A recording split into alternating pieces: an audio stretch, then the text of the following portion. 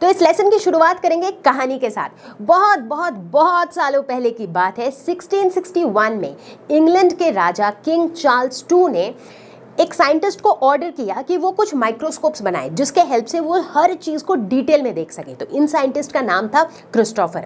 अब क्रिस्टोफर भाई साहब ने क्या किया, इन्होंने ये काम कर दिया डेलीगेट। इन्होंने ये काम दे दिया एक 26 साल के अपकमिंग साइंटिस्ट को जिनका नाम था रॉबर्ट हुक। और रॉबर्ट हुक ने कर दिया कमाल। यस, सो रॉबर्ट हुक ने एक माइक्रोस्कोप डिजाइन किया, खुद से डिजाइन किया, और उस माइक्रोस्कोप से वो इधर उधर की चीजें देखते रहते थे।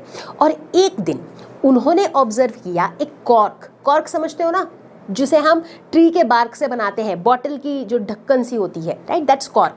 तो रॉबर्ट हुक ने एक दिन कॉर्क को ऑब्जर्व किया अपने ही बनाए हुए माइक्रोस्कोप में, और पता है उसे क्या दिखा? तो रॉबर्ट हुक को दिखा कुछ इस तरह का स्ट्रक्चर। कैसा स्ट्रक्चर है ये? Honeycomb structure. एग्जैक्टली, मधुमक्खी का ये हनीकॉम स्ट्रक्चर सबने देखा होगा कभी ना कभी, राइट। तो कुछ इसी तरह का स्ट्रक्चर रॉबर्ट हुक को दिखा। कब दिखा? जब उन्होंने एक थिन कटिंग ली बार्क की और उसे अपने बनाए हुए माइक्रोस्कोप के अंदर ऑब्जर्व किया। ठीक है, तो कुछ सीनरी कुछ ऐसा था कि उन्हें दिखा ऐसे एम्प्टी स्पेसेस हैं जिनके चारों तरफ वॉल्स बने हुए हैं, राइट, वॉल्स से घिरे हुए एम्प्टी स्पेसेस, या फिर कह लो छोटे छोटे कंपार्टमेंट्स जिनको वॉल्स से घेरा गया था। ठीक है, तो रॉबर्ट हुक ने इन एम्प्टी स्पेसेस का नाम दे दिया सेल्स। अब आप पूछोगे सेल्स क्यों? क्योंकि सेल एक लैटिन वर्ड है जिसका मतलब होता है ए लिटिल रूम। मतलब उन्होंने इसे ऐसे विजुअलाइज किया कि ऐसा लग रहा है जैसे छोटे छोटे रूम्स बने हैं जिनके चारों तरफ वॉल्स हैं, राइट। तो कुछ विजुअलाइजेशन इस तरह का हुआ रॉबर्ट हुक जी का कि जो सेल होते हैं वो कैसे होते हैं, एम्प्टी स्पेसेस या फिर कंपार्टमेंट्स जिनके चारों तरफ वॉल्स होते हैं और जिनके सेंटर पे एक डॉट सा दिख रहा है, right, which is nothing but the nucleus. ठीक है, तो ये तो भी सेल की कहानी की शुरुआत हो रही है। आगे आगे देखो सेल के बारे में कितनी चीजें पता चलेंगी। तो बच्चों, कहानी कुछ इस तरीके से चलती रही कि 1665 में रॉबर्ट हुक ने डिस्कवर किया सेल, एन अमेजिंग डिस्कवरी। उसके कई सालों के बाद अराउंड 1833 रॉबर्ट ब्राउन ने डिस्कवर किया न्यूक्लियस इनसाइड द सेल। वो जो सेल के बीच में जो सेंटर था, न्यूक्लियस, वो डिस्कवर किया रॉबर्ट ब्राउन ने। उसके भी कुछ सालों के बाद इन 1839 श्लेडेन एंड श्वान ने पहली बार प्रपोज किया सेल थ्योरी, और उसके भी कुछ सालों के बाद इन 1855 वर्चॉ ने ये प्रपोज किया कि यार cells arise from pre existing cells, यानी कि जो सेल्स एग्जिस्ट करते हैं उन्हीं से नए सेल्स बनते हैं, फिर उन सेल्स से आगे जाके और नए सेल्स बनते हैं। तो इस तरीके से कल चलती रही सेल थ्योरी की कहानी। तो बच्चों, सेल थ्योरी का मतलब क्या बोले, सेल थ्योरी का सार बोल सकती हूँ मैं। सेल थ्योरी का जो बॉटम लाइन था वो क्या था? कुछ इंपॉर्टेंट बातें थी जो सेल थ्योरी हमें बताता है। जैसे पहला, cells are the structural and functional units of life. अब यहाँ पे ध्यान देने वाली बात है, स्ट्रक्चरल यूनिट क्यों? क्योंकि जैसे कि मैंने बिल्कुल शुरुआत में बताया था, जैसे वो ब्लॉक्स को जोड़ जोड़ के हम बिल्डिंग बनाते हैं, जैसे ब्रिक्स को जोड़ जोड़ के हम एक बिल्डिंग बनाते हैं, उसी तरीके से सेल्स को जोड़ जोड़ के हम एक पूरे लिविंग ऑर्गेनिज्म को बनाते हैं। इसीलिए ये स्ट्रक्चरल यूनिट है। फंक्शनल यूनिट क्यों? क्योंकि एक लिविंग ऑर्गेनिज्म जो भी फंक्शंस परफॉर्म करता है वो सारे फंक्शंस एक्चुअली वो जो सेल्स जो उसे बनाता है वो सेल्स परफॉर्म करता है, राइट। मतलब सेल के लेवल पे वो फंक्शंस परफॉर्म होना शुरू होते हैं, इसीलिए cells functional unit of life भी है। इतना ही नहीं, सेल थ्योरी ने यह भी बताया कि सारे सेल्स जो होते हैं वो कहाँ से आते हैं? आसमान से बिल्कुल नहीं टपकते हैं। वो कहाँ से आते हैं? प्री एग्जिस्टिंग सेल्स से, मतलब पहले जो सेल्स थे उन्हीं सेल्स से और नए सेल्स आते हैं। इतना ही नहीं, last but not the least, ये भी बताया है सेल थ्योरी ने कि living organisms, all living organisms are made up of cells. चाहे एक सेल से बना हो, चाहे कई ज्यादा सेल्स से बना हो, लेकिन सभी लिविंग ऑर्गेनिजम्स बने होते हैं किससे? सेल्स से। ऑर्गेनिजम्स कितने सेल्स से बना है, इस बेसिस पर अगर हमें उन्हें क्लासिफाई करना पड़े तो हम ऑर्गेनिजम्स को दो कैटेगरीज में क्लासिफाई कर सकते हैं, unicellular organisms and multicellular organisms. Uni बोले तो वन, यानी कि ऐसा ऑर्गेनिज्म जो सिर्फ और सिर्फ एक सेल से बना हुआ है। मल्टी बोले तो मेनी, यानी कि ऐसे ऑर्गेनिजम्स जो बहुत सारे मेनी सेल्स से बने हुए हैं। बात अगर करें यूनिसेल्युलर ऑर्गेनिज्म की, जैसा कि मैंने बताया यूनिसेल्युलर बोले तो एक सेल एक ऑर्गेनिज्म, उस पूरे ऑर्गेनिज्म में सिर्फ एक ही सेल है। तो जाहिर सी बात है कि उस ऑर्गेनिज्म के जितने भी फंक्शंस हैं, उस ऑर्गेनिज्म को जीने के लिए जितने भी काम करने पड़ते हैं, वो काम कौन करता है? वो इकलौता सेल, क्योंकि कोई बैकअप है ही नहीं, कोई हेल्पिंग हैंड ही नहीं है। अब अगर मेरे पूरे घर में सिर्फ मैं ही रहूं, अगर मैं एक लौती इंसान हूं जो मेरे घर पे रहती हूँ, तो घर में झाड़ू लगाना, पोछा लगाना, खाना बनाना, घर के सारे काम करना वो मुझे ही करना है, क्योंकि मेरे घर में किसी और की एंट्री ही नहीं होती है, है कि नहीं? तो कुछ वैसा ही हाल है यूनिसेल्युलर ऑर्गेनिजम्स का भी। एग्जाम्पल्स, बहुत सारे एग्जाम्पल्स हैं, जैसे कि एमीबा। एमीबा बोलते ही ना बहुत से बच्चों को याद आ जाता है ये जो एमीबा प्ले स्टेशन बन गए हैं आजकल सब शहरों में, राइट? बट एमीबा एक्चुअली में क्या है? एक लिविंग ऑर्गेनिज्म है। यस, एमीबा कैसा होता है? देखो कैसा होता है, अच्छे से देखो, ध्यान से देखो। इसकी खासियत ये होती है कि इसका कोई शेप नहीं होता है, ये शेपलेस होता है, ऐसा कह सकते हो। और ये एक यूनिसेल्युलर ऑर्गेनिज्म है, यानी कि ये जो देख रहे हो ना एमीबा, ये बस एक ही सेल है। ये जो दिख रहा है यही एक सेल है, ठीक है? कहाँ पाया जाता है? मोस्टली मैराइन रीजन्स में पाया जाता है। और एग्जाम्पल से कई सारे हैं, जैसे कि क्लामाइडोमोनस, देखो कैसा दिखता है, ये ग्रीन एल्गी होता है। वैसे एक बात बताओ, ये जो ऑर्गेनिजम्स के बारे में आप जानते रहोगे, जैसे जैसे हम बायो पढ़ते रहेंगे, it is good that you get acquainted with this organisms, right? कि भाई फोटो देख के पहचान लो कि अरे यार ये तो क्लामाइडोमोनस है, मैं पहचानता हूँ इसे। तो वैसी वाली पहचान थोड़ी बहुत हो जानी चाहिए, ताकि जब आप 11th-12th की बायोलॉजी पढ़ो तो आपको काफ़ी चीज़ें ना फेमिलियर लगने लगे, ठीक है? तो ये तो थे क्लामाइडोमोनस। इसके बाद और एग्जाम्पल की बात करें तो पैरामेशियम, ये भी एक यूनिसेल्युलर ऑर्गेनिज्म है और ये एक्चुअली एक सीलिएट प्रोटोजोआ है। मुश्किल लग रहा है टर्म, घबराओ नहीं, समझा रही हूँ। सीलिएट बोले तो ये इसकी अच्छे से इसके स्ट्रक्चर को देखो, इसके पूरे बॉडी के ऊपर ना छोटे छोटे छोटे छोटे हेयर लाइक स्ट्रक्चर्स हैं, जिसे हम सीलिया कहते हैं, करेक्ट? तो इसीलिए इसे हम कहते हैं सीलिएट। ये कहाँ पाया जाता है? ये जनरली ना स्टैग्नेंट वाटर में पाया जाता है, जैसे पॉन्ड के ऊपर का जो स्टैग्नेंट वाटर जो इतना मूव नहीं कर रहा है, या फिर बेसिन के ऊपर के जो स्टैग्नेंट वाटर होता है, ऐसे जगहों पर ये ज़्यादा पाया जाता है। यूनिसेल्युलर ऑर्गेनिज्म का एक और बहुत ही मस्त एग्जाम्पल है, एंड दैट इज बैक्टीरिया। अब बैक्टीरिया सुनते ही दिमाग में आता है, ओ भाई बैक्टीरिया, अरे उसके तो पेट में बैक्टीरिया हो गया था, उसको ये बीमारी हो गई थी बैक्टीरिया से, राइट? अब बैक्टीरिया, बहुत सारे बैड बैक्टीरिया तो होते हैं, बट कई सारे गुड बैक्टीरिया भी होते हैं।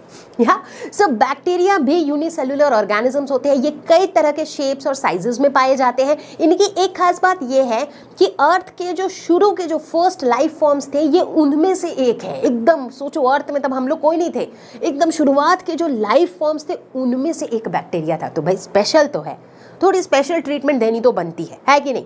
बैक्टीरिया मिलता कहाँ पे है? कई जगहों में, इनफैक्ट सभी जगहों में मिलता है, ऐसे बोल सकते हो। सॉइल में मिलता है, वाटर में मिलता है, प्लांट्स के अंदर मिल जाता है, एनिमल्स के अंदर मिल जाता है, ह्यूमन बॉडीज के अंदर मिल जाता है। तो सभी जगह हमें लगभग बैक्टीरिया मिल ही जाता है, ठीक है?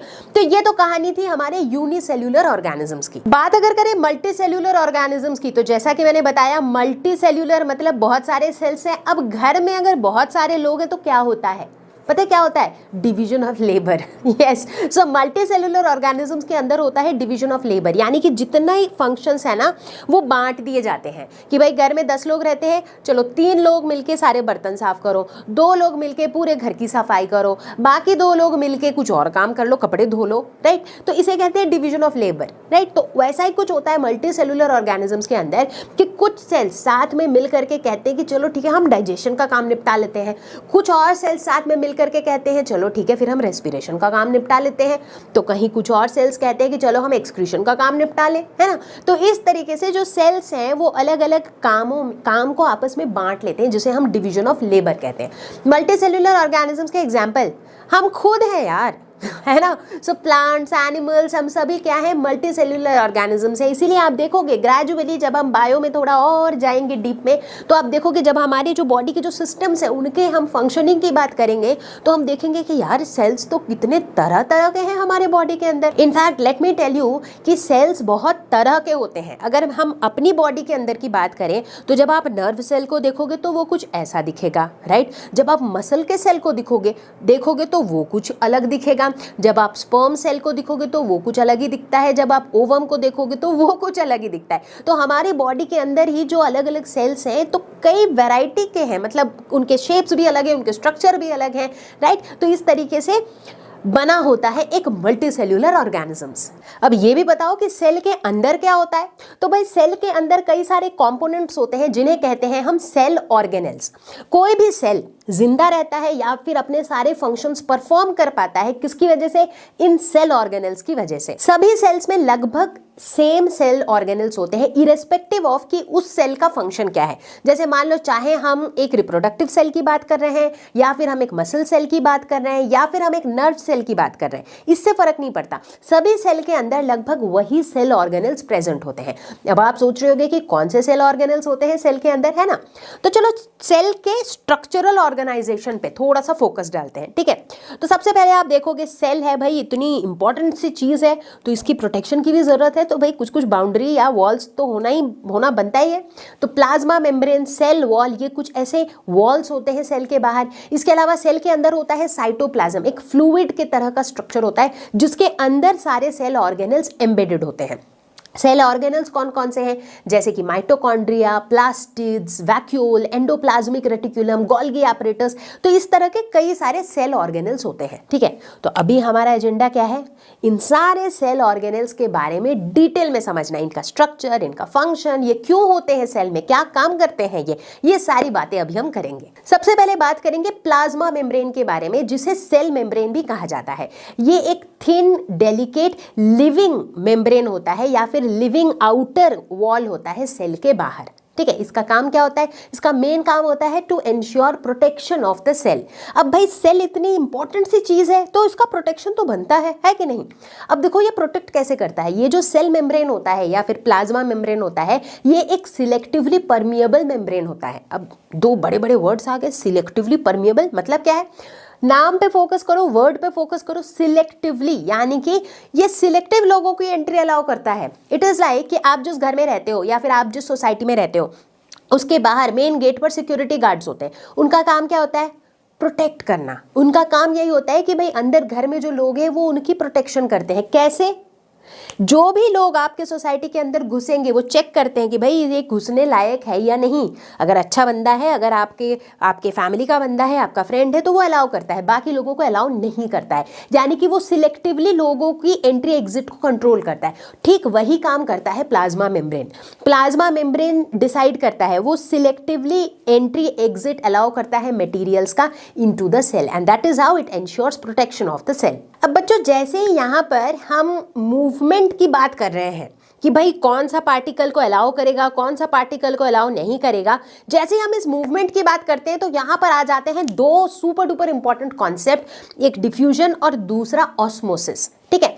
डिफ्यूजन हम किसे कहते हैं? डिफ्यूजन हम कहते हैं मूवमेंट ऑफ गैसेस, यानी कि gaseous exchange between two cells या फिर between a cell and its surrounding, ठीक है? एक सेल और उसके सराउंडिंग या फिर एक सेल और दूसरे सेल के बीच में जो गैस का एक्सचेंज हो रहा है, मतलब गैस का जो मूवमेंट हो रहा है, उसे हम कहते हैं डिफ्यूजन। और ठीक उसी तरीके से अगर हम उस पानी के मूवमेंट की बात करें तो उसके लिए जो टर्म यूज होता है दैट इज ऑस्मोसिस। तो बच्चों डिफ्यूजन और ऑस्मोसिस में कभी भी कंफ्यूजन नहीं होने का, ठीक है? डिफ्यूजन बोले तो जब गैसेस का मूवमेंट होता है, डिफ्यूजन मतलब जैसे कि कार्बन डाइऑक्साइड हो गया, ऑक्सीजन हो गया, ये सारे गैसेस हैं। इनका मूवमेंट कहाँ से कहाँ होता है?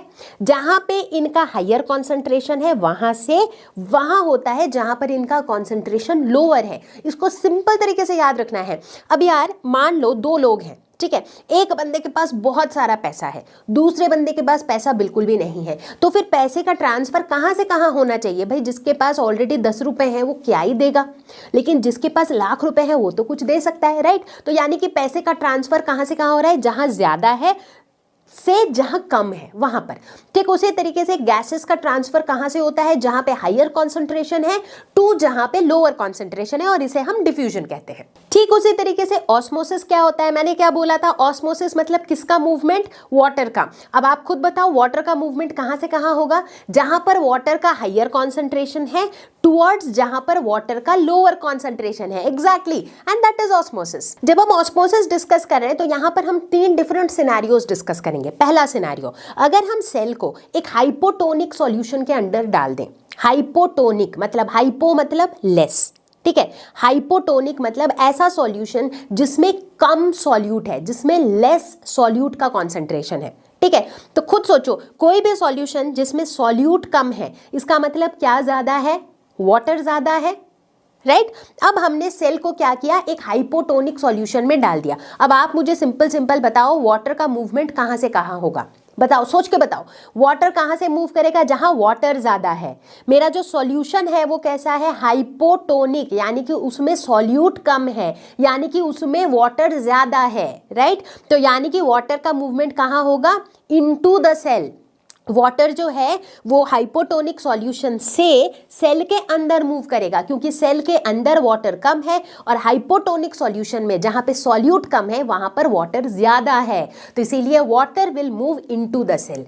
एज अ रिजल्ट क्या होगा, जो मेरा सेल है वो क्या होने लग जाएगा, बलून की तरफ फूलने लग जाएगा, क्योंकि उसके अंदर वाटर आ रहा है, राइट। तो सेल मेरा स्वेल होने लगेगा, ठीक है। सो ऐसा होता है हाइपोटोनिक सॉल्यूशन में। एक रियल लाइफ एग्जांपल देती हूँ, कभी घर पे ट्राई करके देख सकते हो। अगर आप किशमिश को पानी में डुबो के रख देते हो बहुत देर तक, तो क्या होता है, वो स्वेलन अप हो जाता है। क्यों, क्योंकि उसके अंदर पानी उसके अंदर आ जाता है। पानी अंदर क्यों आ जाता है, क्योंकि किशमिश के अंदर पानी कम था, लेकिन किशमिश को आपने पानी में डाल दिया तो वहां पे बहुत सारा पानी था, तो पानी जहां ज्यादा था वहां से किसके अंदर आ गया, जहां कम था। तो इसीलिए क्या हुआ यहाँ पर, द किशमिश हैड स्वोलन अप। अब दूसरा सिनेरियो, अगर मैं सेल को डाल दूं एक हाइपरटोनिक सॉल्यूशन में, हाइपरटोनिक, हाइपर मतलब ज्यादा, ऐसा सॉल्यूशन जिसमें सॉल्यूट का कॉन्सेंट्रेशन ज्यादा है, यानी कि वाटर का कॉन्सेंट्रेशन कम है, ठीक है। तो अब वाटर कहां से कहां मूव करेगा, अब वाटर सेल में से बाहर मूव करेगा, राइट, क्योंकि बाहर का जो सॉल्यूशन है उसमें पानी कम है,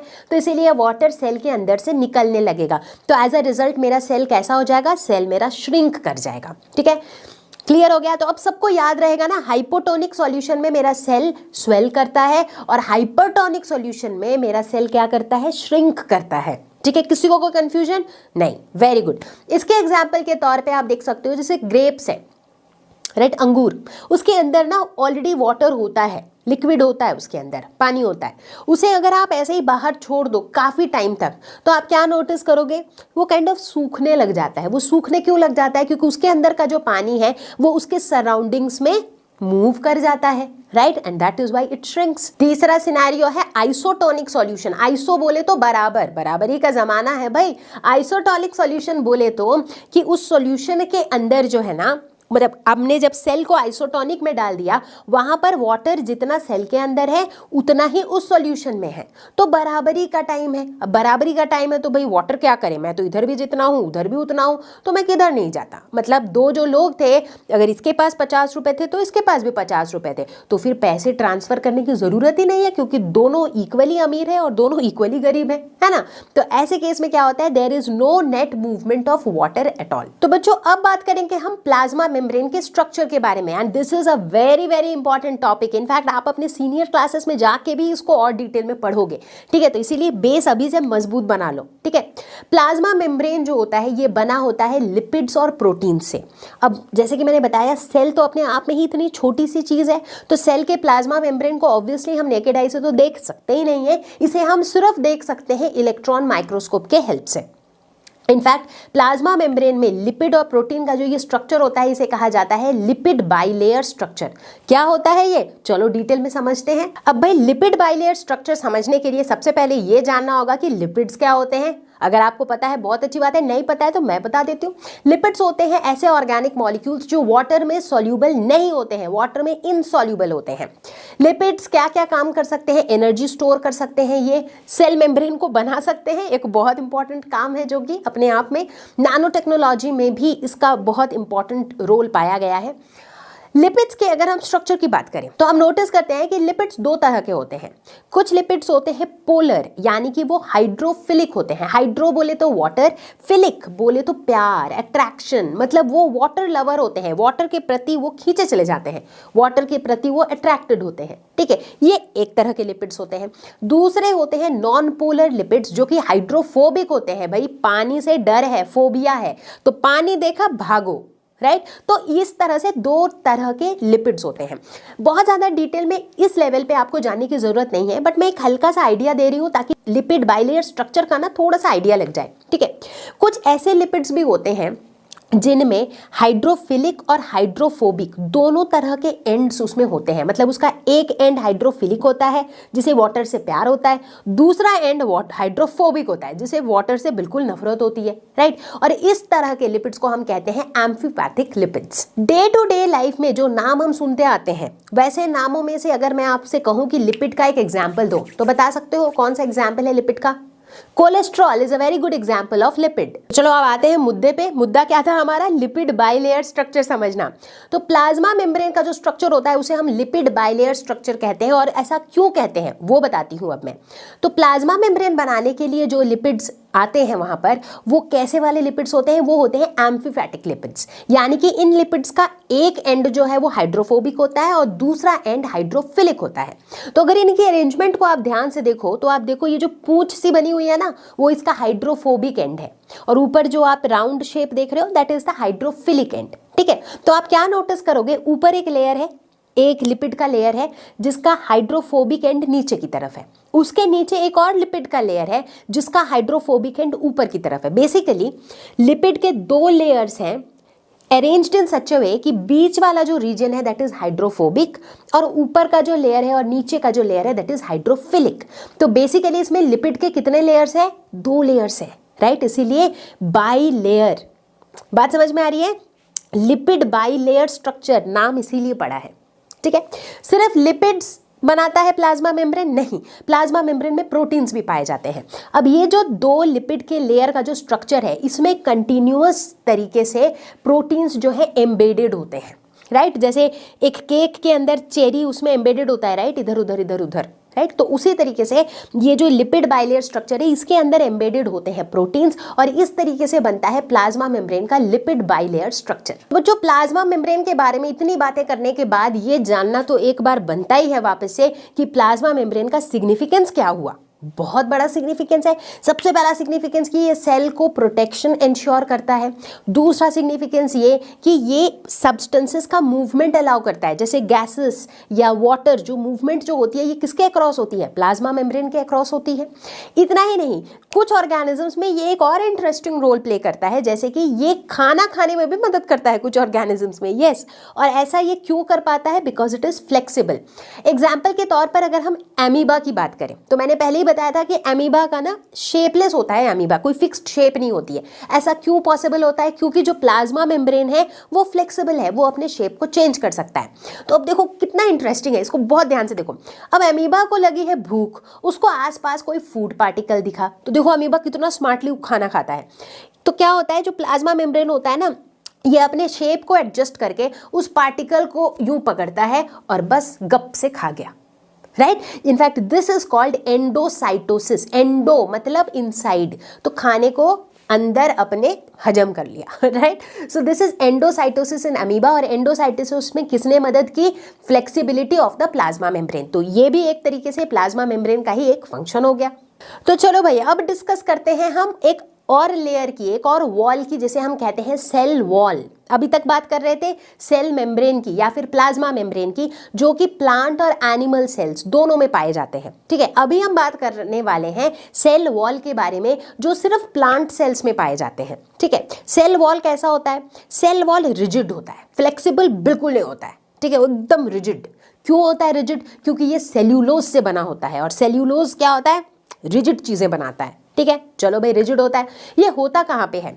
ये प्लाज्मा मेम्ब्रेन के भी बाहर होता है, यानी कि प्लांट सेल्स में plasma membrane outer most layer नहीं है, उसके भी बाहर एक रिजिड कवरिंग है जिसे हम कहते हैं cell wall. Cell wall movement, particles का मूवमेंट अलाउ करता है, नहीं करता है, क्या करता है? ये एक्चुअली फुल्ली परमिएबल होता है। Cell wall is fully permeable, यानी कि ये सबको अंदर आने देता है। तो इसीलिए सेल वॉल का पर्पस क्या हुआ? एक तरीके से सेल वॉल चूंकि रिजिड है तो ये एक एक्स्ट्रा लेयर ऑफ कवरिंग तो दे देता है, बट कौन आ रहा है कौन जा रहा है उससे से कोई मतलब नहीं होता। ये सबको बोलता है चलो आ जाओ आ जाओ आ जाओ, सब अंदर आ जाओ, लेकिन रोकता कौन है? सेल वॉल के बाद कौन आता है? सेल मेम्ब्रेन आता है, यानी कि प्लाज्मा मेम्ब्रेन आता है, जो कि सिलेक्टिवली परमिएबल होता है। तो प्लाज्मा मेम्ब्रेन बोलता है नहीं, ऐसे नहीं, रुको, अपना आईडी कार्ड दिखाओ, राइट। तो बेसिकली प्लाज्मा मेम्ब्रेन जो है कंट्रोल करता है कि भाई किसे अंदर आना है किसे नहीं आना है वगैरह, बट सेल वॉल जो है ये फुल्ली परमेएबल होता है, ये सबको आने देता है। तो बच्चों ध्यान देने वाली बात यहाँ पे ये है कि सेल वॉल जो है, कभी कंफ्यूज मत हो जाना, सेल वॉल सिर्फ और सिर्फ प्लांट सेल्स में ही पाया जाता है। तो चलो भाई अब ये देखते हैं कि ये जो सेल वॉल है इसका मेन फंक्शन क्या है, क्योंकि प्लाज्मा मेम्ब्रेन या फिर सेल मेम्ब्रेन तो प्रोटेक्शन वगैरह सब कुछ देख ही रहा था, तो ये एडिशनल जो सेल वॉल है वो भी प्लांट्स में है, इसका मेन काम क्या है बताओ, सोचो।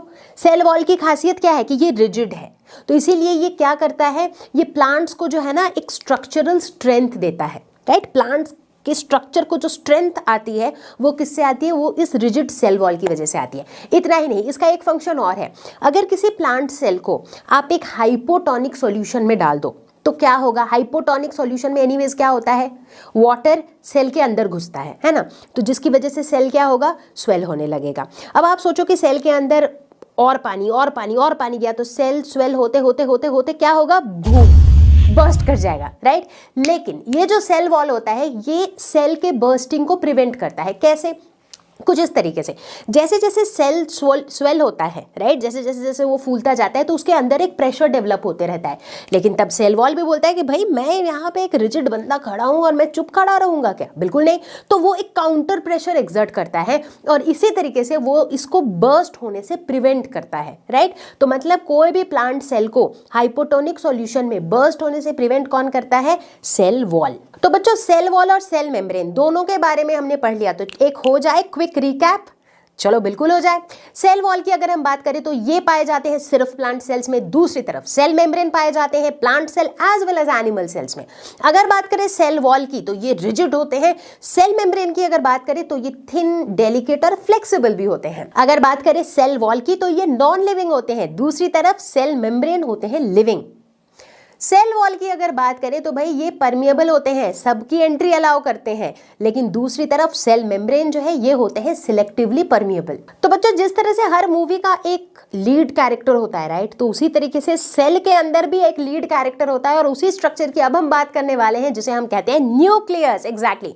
तो एक ओवल या सर्कुलर शेप का स्ट्रक्चर होता है जो लगभग सेल के सेंटर के आसपास लोकेटेड होता है, जिसे हम न्यूक्लियस कहते हैं। इसे control centre of the cell भी कहा जाता है। कंट्रोल सेंटर मतलब ये कंट्रोल करता है पूरे सेल को, तो आप समझ ही रहे हो कितना क्रिटिकल है ये दो मेजर चीजों में अपना एक बहुत ही इंपॉर्टेंट रोल प्ले करता है, एक मूवमेंट और दूसरा रिप्रोडक्शन।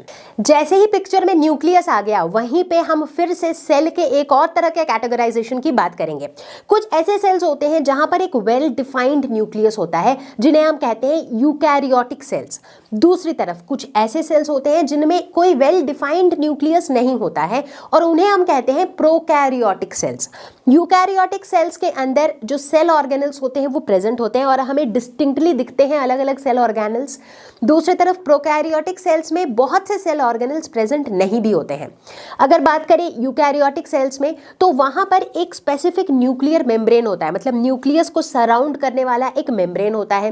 प्रोकैरियोटिक सेल्स में ऐसा कुछ होता नहीं है। यूकैरियोटिक सेल में न्यूक्लियर मेम्ब्रेन जिस रीजन को बाउंड करता है उसी रीजन में लाई करता है डीएनए और प्रोटीन्स। दूसरी तरफ प्रोकैरियोटिक सेल्स में अगेन चूंकि न्यूक्लियर मेम्ब्रेन ही नहीं होता है तो बेसिकली ऐसा कोई स्पेसिफिक वेल डिफाइंड जगह नहीं होती है, बट यहाँ पर रैंडमली एक ऐसा जगह होता है जहाँ पर इस तरह के प्रोटीन्स और डीएनए पाए जाते हैं और इसे हम कहते हैं न्यूक्लियोइड। लेकिन प्रोकैरियोटिक सेल्स के अंदर ऐसा कोई वेल डिफाइंड जगह नहीं होता है जहाँ पे डीएनए या प्रोटीन्स वगैरह पाए जाते हैं। इनफैक्ट एक अनडिफाइंड रीजन होता है जहाँ पे न्यूक्लिक एसिड ज्यादा होता है और उसे कहा जाता है न्यूक्लियोइड। तो अगर एग्जाम्पल्स की बात करें यूकैरियोटिक सेल्स तो जितने भी प्लांट या एनिमल सेल्स हैं they are all eukaryotic sales.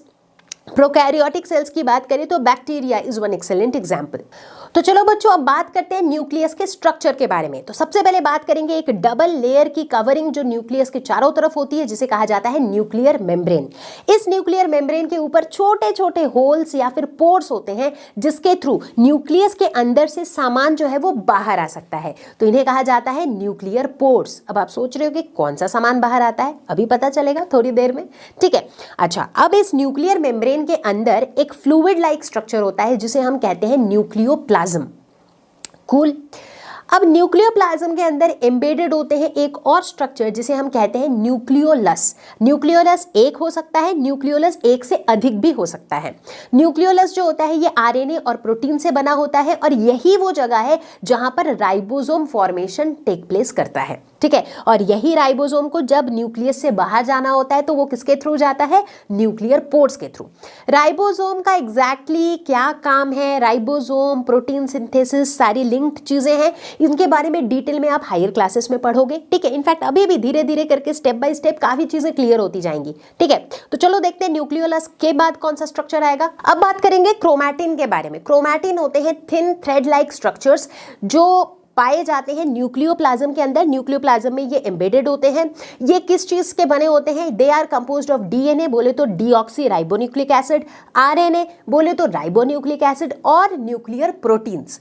तो ये जो क्रोमैटिन होते हैं ये हमें तब देखने को मिलते हैं जब सेल अपने रेस्टिंग स्टेज में हो। रेस्टिंग स्टेज बोले तो जब सेल आराम फरमा रहा है, बिल्कुल रेस्ट कर रहा है, उसका डिवाइड करने का कोई मूड नहीं है, ठीक है। लेकिन जब यही सेल डिवाइड करने के मूड में आ जाता है, यानी कि एक सेल डिवाइड करके एक से अधिक सेल्स बनाने के मूड में जैसे ही आ जाता है, तो ये जो थिन थ्रेड लाइक क्रोमैटिन होते हैं ये सारे एक जगह जमा होके रॉड लाइक स्ट्रक्चर्स बना देते हैं जिन्हें हम कहते हैं क्रोमोसोम्स। यस, सो क्रोमोसोम्स होते हैं रॉड शेप्ड स्ट्रक्चर और ये कब पाए जाते हैं? जब सेल डिवाइड करने वाला है।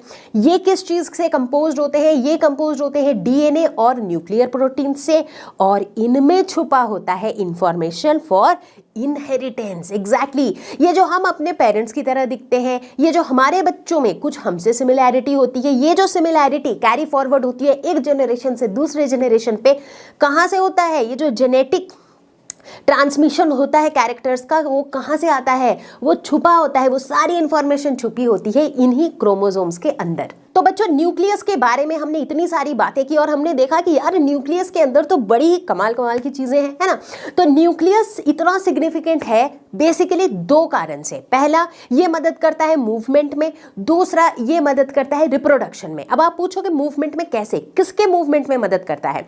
तो movement of ribosomes from nucleolus through the nuclear pores into the cytoplasm, क्योंकि राइबोसोम्स बनता कहां पे है? न्यूक्लियोलस के अंदर। न्यूक्लियोलस से ये न्यूक्लियस के बाहर कैसे आता है? न्यूक्लियर पोर्स के हेल्प से। जो छोटे छोटे जो पोर्स थे, जो छोटे छोटे होल्स थे, उसके थ्रू ये आता है कहां? साइटोप्लाज्म में, ठीक है। तो सबसे पहला तो इसका बेनिफिट या सिग्निफिकेंस ये होता है कि ये राइबोसोम के मूवमेंट में मदद करता है। राइबोसोम बनता भी इसी के अंदर है, ठीक है। दूसरा होता है रिप्रोडक्शन, सेल्यूलर रिप्रोडक्शन। कैसे? अभी अभी मैंने बताया था कि न्यूक्लियस के अंदर पाया जाता है क्रोमोसोम्स जो सेल डिवीजन में एक बहुत ही क्रूशियल रोल प्ले करता है, राइट। क्रोमैटिन जो थ्रेड लाइक स्ट्रक्चर्स होते हैं वो सारे कंडेंस हो जाते हैं जैसे ही सेल डिवाइड करने के मूड में आता है और बना देते हैं क्रोमोसोम्स। इन क्रोमोसोम्स के अंदर होते हैं जीन्स और ये जो जीन्स होते हैं ये डिसाइड करते हैं हेरिडिटरी कैरेक्टर्स। इसीलिए जब ह्यूमन रिप्रोडक्शन होता है तो जो बच्चे पैदा होंगे उन बच्चों में अपने पेरेंट्स के कौन से ट्रेट्स आएंगे ये कौन डिसाइड करता है? जीन्स। और जीन्स कहाँ पाए जाते हैं? क्रोमोसोम्स में। क्रोमोसोम्स कहाँ होता है? न्यूक्लियस में। तो भाई हुआ ना न्यूक्लियस बहुत इंपॉर्टेंट। तो चलो भाई, न्यूक्लियस के बाद अब हम बात करने वाले हैं अबाउट साइटोप्लाज्म। साइटो बोले तो सेल, प्लाज्म बोले तो प्लाज्म जो वर्ड है ना वो प्लाज्मा, फ्लूइड, सभी फ्लूइड्स के लिए हम ये प्लाज्म यूज करते हैं। अभी अभी बताया था न्यूक्लियस के अंदर जो फ्लूइड है वो न्यूक्लियोप्लाज्म। तो सेल के अंदर जो फ्लूइड है दैट इज साइटोप्लाज्म। तो ये जो साइटोप्लाज्म होता है इसमें लगभग 80% तो वाटर ही होता है, लेकिन ये हल्का सा विस्कस होता है। विस्कस बोले तो थोड़ा चिटचिटा, जैसे देखा होगा हनी काफी विस्कस होता है, राइट। तो ये इतना विस्कस तो नहीं होता है बट हल्का सा लिटिल विस्कस होता है। अच्छा, इसको साइटोसोल भी कहा जाता है, तो कभी कंफ्यूज मत हो जाना अगर साइटोप्लाज्म की जगह साइटोसोल यूज किया हुआ हो। इसकी खास बात क्या होती है कि यार यही तो वो फ्लूइड है जिसके अंदर सारे के सारे सेल ऑर्गेनल्स एम्बेडेड होते हैं, तो इंपॉर्टेंट तो यह है ही। तो भाई साइटोप्लाज्म का सिग्निफिकेंस क्या है? बहुत बड़ा सिग्निफिकेंस है इसका। सबसे पहले तो ये अपने अंदर डिसॉल्व कर सकता है न्यूट्रिएंट्स को, ठीक है। दूसरा सिग्निफिकेंस, ये अपने अंदर डिसॉल्व कर सकता है वेस्ट प्रोडक्ट्स को। अब ये कुछ समझ नहीं आया, अपने अंदर न्यूट्रिएंट भी डिसॉल्व कर लेता है, अपने अंदर वेस्ट प्रोडक्ट भी डिसॉल्व कर लेता है, तो क्या ये अच्छी बात है कि बुरी बात है? बात तो ये अच्छी ही है, क्योंकि इसके अंदर जो न्यूट्रिएंट्स ये डिसॉल्व करके रखता है जब ऑर्गेनेल्स को न्यूट्रिएंट्स चाहिए होता है तो वो इसमें से ले लेते हैं।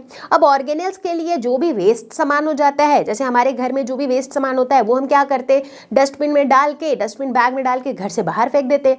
तो उसी तरह जो ऑर्गेनेल्स होते हैं उनका जो वेस्ट प्रोडक्ट्स है वो कहाँ डाल देते हैं, साइटोप्लाज्म में, और साइटोप्लाज्म उनको भी अपने अंदर डिसॉल्व कर लेता है। तो यानी कि ये अच्छी बात हुई, है ना।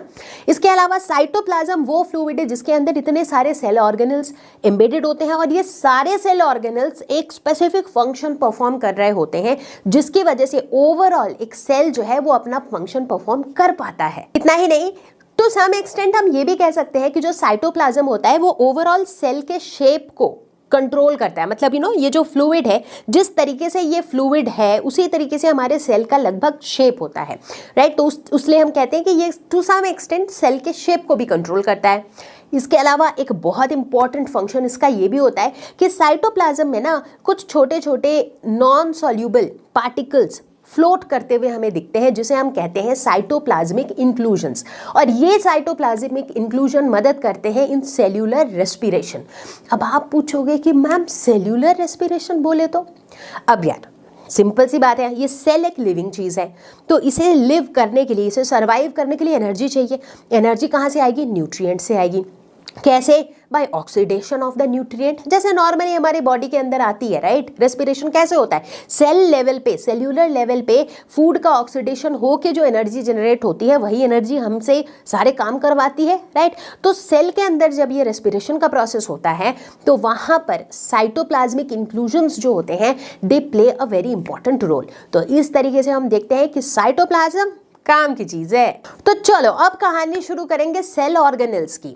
तो जैसा कि मैंने पहले भी बताया कि साइटोप्लाज्म के अंदर एम्बेडेड होते हैं बहुत सारे सेल ऑर्गेनल्स। और अगर हम यूकैरियोट्स की बात करें तो यूकैरियोट्स में, जैसे कि मैंने पहले भी बताया था, कि ये जो सारे सेल ऑर्गेनल्स हैं वो डिस्टिंक्ट सेल ऑर्गेनल्स प्रेजेंट होते हैं, और इन ऑर्गेनल्स के अपने अपने मेम्ब्रेन से ये सराउंडेड होते हैं, ठीक है। तो चलो देखें कौन कौन से सेल ऑर्गेनल्स होते हैं। तो बच्चों, जिन सेल ऑर्गेनल्स के बारे में अभी हम लोग डिटेल में पढ़ने वाले हैं वो है एंडोप्लाज्मिक रेटिकुलम। साथ ही साथ देखते चलो कि सेल में ये कहाँ पर लाई करते हैं, तो थोड़ी सी जान पहचान बन जाएगी।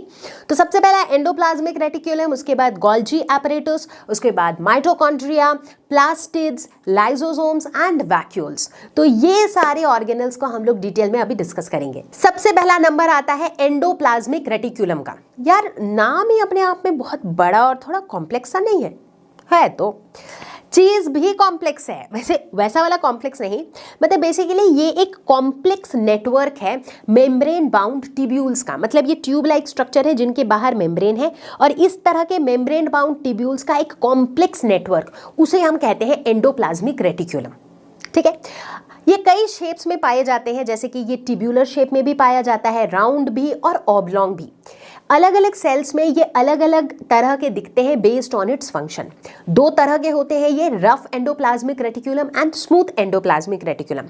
तो फटाफट नजर मारो एक बार कि प्लांट सेल में ये कैसा दिखता है और एनिमल सेल में ये कैसा दिखता है, राइट। सो प्लांट सेल में देखो देखो देखो देखो कहाँ है endoplasmic reticulum, and there you go. Animal cell में अगर देखो so that's the endoplasmic reticulum. अगर बात करें रफ एंडोप्लाज्मिक रेटिकुलम की, ये रफ है यानी कि इसका ऊपर का सरफेस रफ है। रफ किसने बनाया, राइबोसोम ने बनाया। देखो अगर ध्यान से इसके स्ट्रक्चर को देखो तो देखो ऊपर dot dot dot dot dot dot structures दिख रहे हैं, राइट। ये डॉट डॉट स्ट्रक्चर्स क्या है, ये राइबोसोम्स है। तो ये जो राइबोसोम्स इसके आउटर सरफेस में अटैच्ड होते हैं, इन राइबोसोम्स के प्रेजेंस की वजह से इसमें एक वो रफ वाली फीलिंग आती है, and that is why it is called rough endoplasmic reticulum. Function की बात करें तो इन राइबोसोम्स के अंदर क्या होता है, प्रोटीन्स का सिंथेसिस, प्रोटीन बनता है भाई, और प्रोटीन तो बहुत जरूरी है हमारे बॉडी के डेवलपमेंट के लिए, है ना।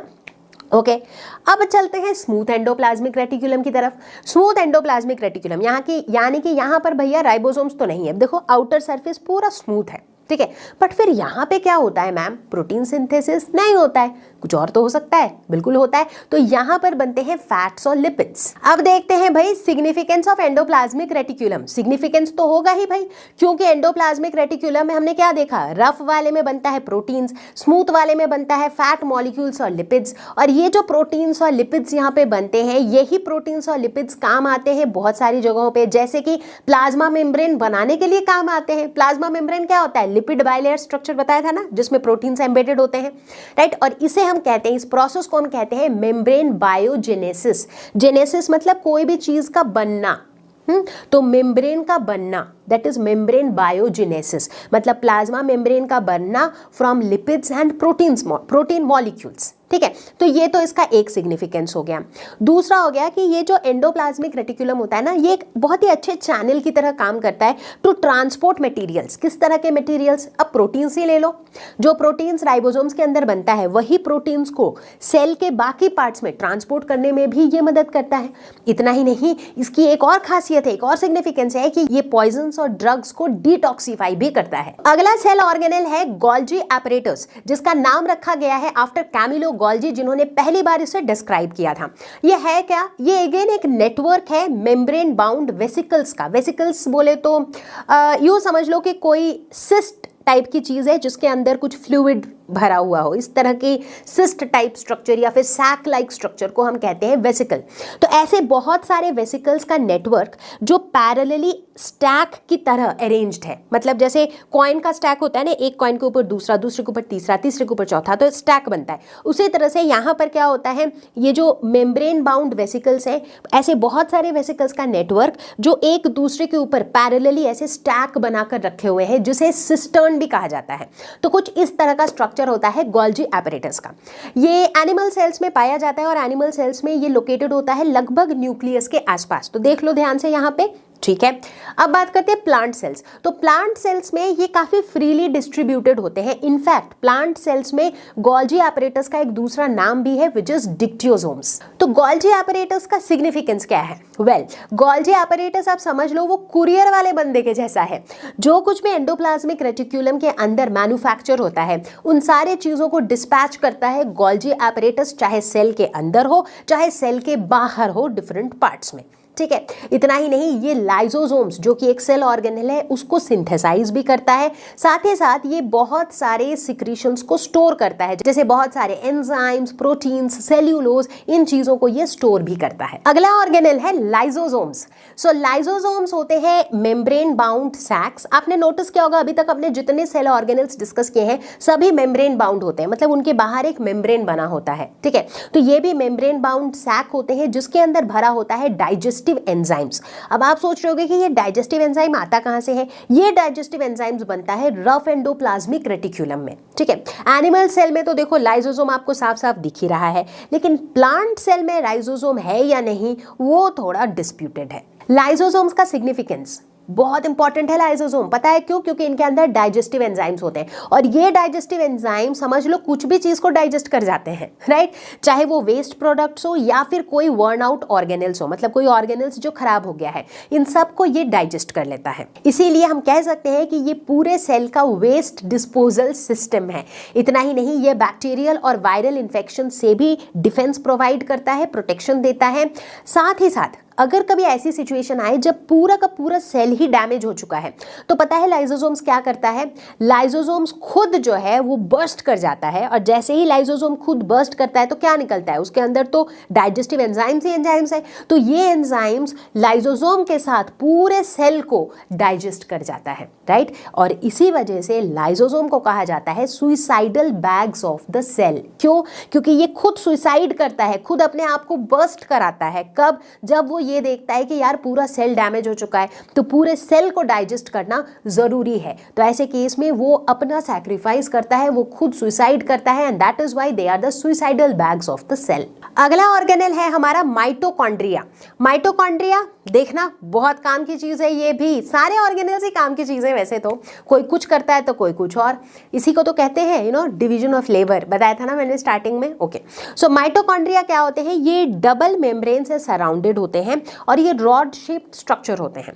कैसा दिखता है माइटोकॉन्ड्रिया? देख लो, एनिमल सेल के अंदर कुछ ऐसा होता है माइटोकॉन्ड्रिया, प्लांट सेल के अंदर भी होता है ऑब्वियसली, क्योंकि ये पावर हाउस है। तो प्लांट सेल के अंदर कुछ ऐसा दिखता है माइटोकॉन्ड्रिया। ठीक है। तो चलो बात करते हैं माइटोकॉन्ड्रिया के स्ट्रक्चर के बारे में, ठीक है। तो आ जाओ माइटोकॉन्ड्रिया, बाहर निकल के आ जाओ, डिटेल में देखते हैं आपके स्ट्रक्चर को।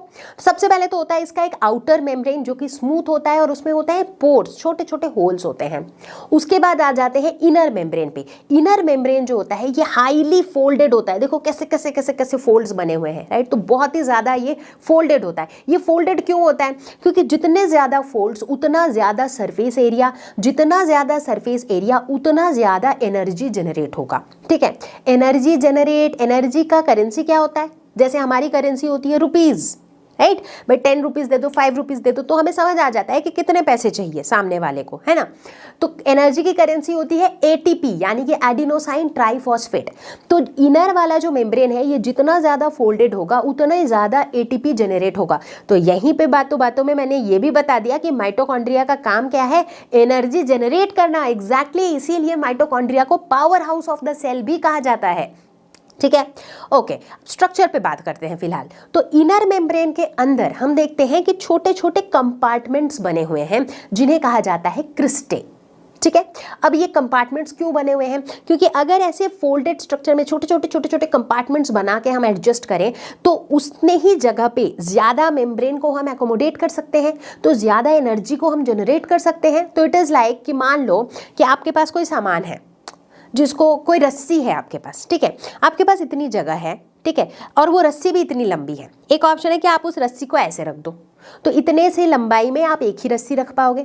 दूसरा ऑप्शन है आप उस रस्सी को ऐसे ऐसे ऐसे ऐसे करके फोल्ड करके इतने से जगह में एडजस्ट कर लो, तो क्या होगा, यहाँ से बाकी जगह में आप एक और रस्सी रख लोगे। यानी कि इनको फोल्ड करके छोटे छोटे कंपार्टमेंट्स में डिवाइड कर देने से क्या होगा, उतने ही जगह में आप ज्यादा मेम्ब्रेन को एकोमोडेट कर पाओगे, ज्यादा एनर्जी जनरेट हो पाएगी। इसके बाद अगली चीज होती है मैट्रिक्स। मैट्रिक्स बोले तो ये इनर मेम्ब्रेन के अंदर जो ग्राउंड सब्सटेंस प्रेजेंट होता है उसे हम कहते हैं मैट्रिक्स।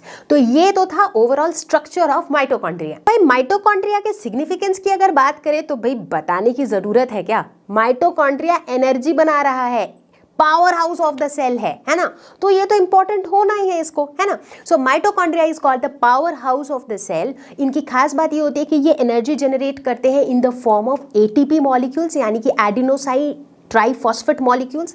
इसके अलावा इनकी एक खास बात और है कि ये अपने प्रोटीन्स खुद जनरेट कर लेते हैं। भाई इनको किसी पे डिपेंडेंसी बिल्कुल पसंद नहीं है। बट सवाल ये उठता है कि यार अपने प्रोटीन्स खुद जनरेट कर लेते हैं? बिल्कुल कर लेते हैं, क्योंकि इनके पास इनका खुद का डीएनए और राइबोसोम होता है, और हमें तो पता ही है राइबोसोम के अंदर ही होता है प्रोटीन सिंथेसिस। तो चलो बच्चों, अगला ऑर्गेनेल है प्लास्टिड्स। प्लास्टिड्स एक ऐसा ऑर्गेनेल है जो सिर्फ और सिर्फ प्लांट सेल्स में पाया जाता है और एनिमल सेल्स में ये नहीं पाया जाता है। तो प्लास्टिड्स कई तरह के होते हैं, जैसे हम प्लास्टिड्स के अंदर ल्यूकोप्लास्ट, क्रोमोप्लास्ट, क्लोरोप्लास्ट, इन सब की बात करेंगे। अब मेजरली बच्चों प्लास्टिड्स दो कैटेगरी में आप बोल सकते हो कि ये क्लासिफाइड है। एक तो वैसे वाले प्लास्टिड्स जो कलरलेस होते हैं, उन्हें हम कहते हैं ल्यूकोप्लास्ट्स। उनका मेजर काम क्या होता है? फूड का स्टोरेज, चाहे ऑयल हो, प्रोटीन हो, स्टार्च हो, उनको स्टोर करने में वो मदद करता है। दूसरी तरफ एक तरह के प्लास्टिड्स होते हैं जो कलर्ड प्लास्टिड्स होते हैं, ठीक है। जैसे कि आप देखो प्लांट्स के अलग अलग पार्ट्स पे ध्यान दो, लीफ ग्रीन कलर का होता है, राइट, यानी कि उसमें कलर्ड प्लास्टिड है। सनफ्लावर येलो कलर का होता है, उसमें भी कलर्ड प्लास्टिड है।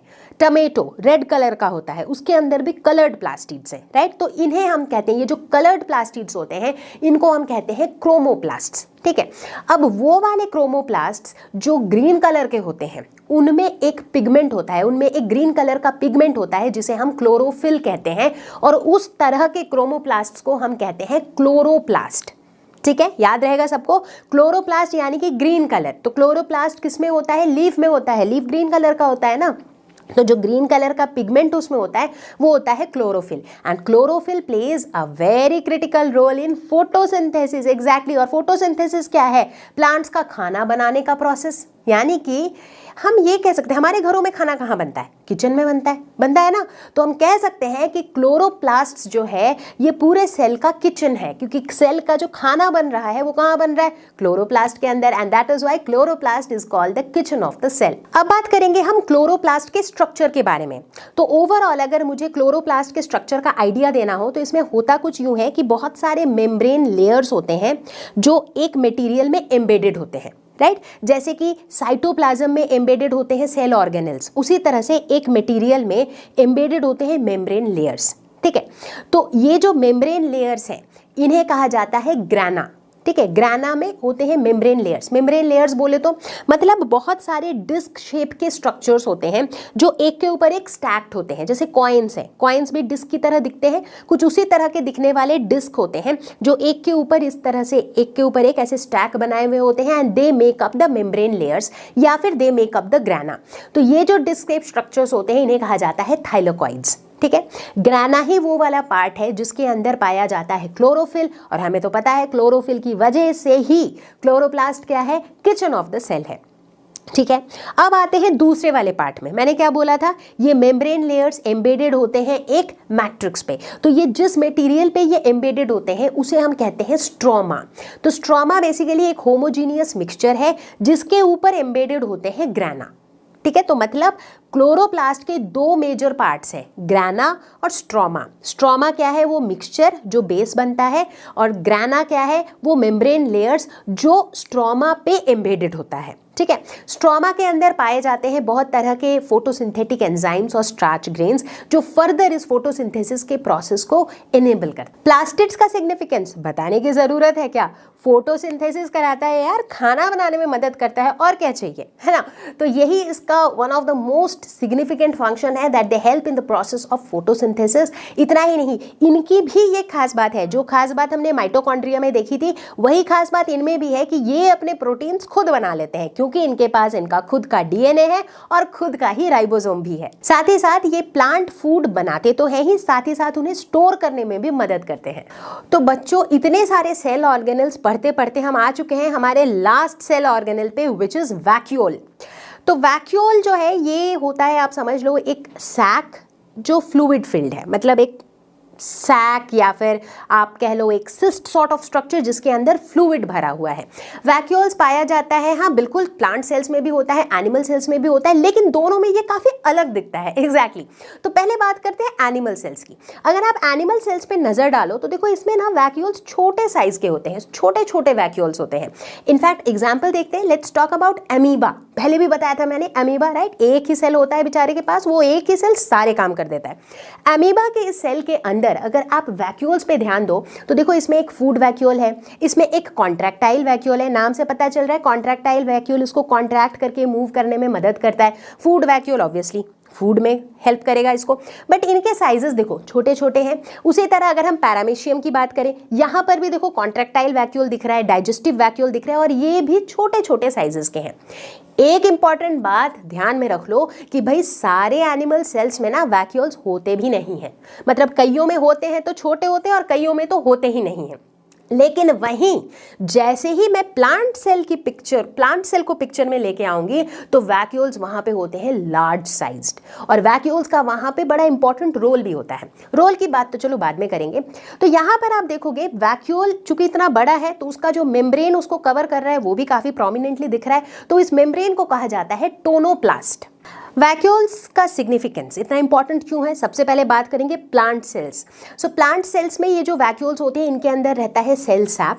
वैक्यूल्स का मेन काम होता है कि ये सेल्स को रिजिडिटी देता है, इसीलिए जो प्लांट सेल्स होते हैं ये काफ़ी रिजिड भी होते हैं, राइट। इनफैक्ट हमने रिजिडिटी की बातें पहले भी की थी जब हमने ये कहा था कि यार प्लांट सेल्स में एक और चीज़ होती है जो एनिमल सेल्स में नहीं होती है। याद करो, मैं भी देखूँ कितने ध्यान से सुन रही हो मेरी बातें। एग्जैक्टली मैं बात कर रही हूँ सेल वॉल की, जो प्लांट सेल्स में होती है लेकिन एनिमल सेल्स में नहीं होती है, और वो भी चीज़ काफ़ी रिजिड होती है जिसकी वजह से प्लांट सेल्स को मैकेनिकल स्ट्रेंथ मिलती है, ठीक है। इसके अलावा वैक्यूल का और कोई काम है? बिल्कुल है, वैक्यूल स्टोरेज में भी मदद करता है, जैसे कि प्रोटीन्स, एमाइनो एसिड, शुगर जैसी चीज़ों को ये स्टोर भी करता है।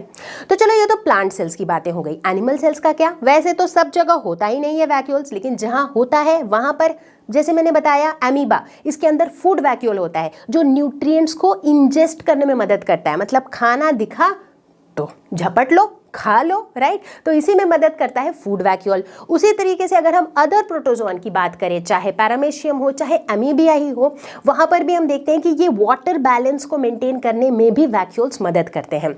लेकिन जैसा कि मैंने पहले भी बताया है कि एनिमल सेल्स में वैक्यूल्स मैंडेटरी चीज़ नहीं है, ऑप्शनल है। तो कहीं कहीं पे है, कहीं कहीं पे नहीं है। तो बच्चों हमने सेल के बारे में इतना कुछ पढ़ा, सेल के सारे ऑर्गेनल्स के बारे में भी पढ़ा, और हमने देखा कि प्लांट सेल और एनिमल सेल पूरी तरह से सेम तो नहीं है, क्योंकि कुछ कुछ ऐसे ऑर्गेनल्स थे जो प्लांट में थे तो एनिमल में नहीं थे, कुछ एनिमल में कुछ दूसरे फॉर्मेट में थे तो प्लांट में कुछ दूसरे फॉर्म में थे, राइट। तो आई थिंक इतना तो बनता ही है कि let us do a quick recap और a quick distinction between the plant cell and the animal cell. Plant cell आमतौर पर लार्जर इन साइज होता है when compared to animal cell, and animal cell of course थोड़ा छोटे size का होता है। प्लांट सेल की अगर हम बात करें तो इनमें होता है सेल वॉल, और सेल वॉल एनिमल सेल में बिल्कुल नहीं होता है। अगर बात करें प्लांट सेल की तो यहाँ पर लार्ज साइज का वैक्यूल होता है, जिसका जो मेम्ब्रेन है उसे हम टोनोप्लास्ट कहते हैं, लेकिन वैक्यूल्स नंबर में कम होते हैं, राइट। क्वांटिटी वाइज कम होते हैं बट साइज वाइज बिग होते हैं। दूसरी तरफ एनिमल सेल्स में क्या होता है, वैक्यूल्स नंबर वाइज ज्यादा होते हैं, बहुत सारे होते हैं बट छोटे छोटे होते हैं। इनफैक्ट कई एनिमल सेल्स में वैक्यूल्स नहीं भी होते हैं। प्लांट सेल्स की अगर बात करें तो यहां पर होते हैं प्लास्टिड्स, एग्जैक्टली। प्लास्टिड्स क्या होते हैं, किचन ऑफ द सेल। लेकिन एनिमल सेल्स की बात करें तो यहां प्लास्टिड्स नहीं होते हैं। अगर बात करें गोल्जी एपरेटस की, तो गोल्जी एपरेटस प्लांट सेल में डिस्ट्रीब्यूटेड फॉर्म में पाए जाते हैं और इनका एक अलग नाम भी है, डिक्टियोसोम्स। लेकिन एनिमल सेल्स की बात करें तो गोल्जी एपरेटस न्यूक्लियस के पास एक ही जगह में एक नेटवर्क के फॉर्म में पाया जाता है, और यहां पर तो बेचारे का नाम गोल्जी एपरेटस ही है।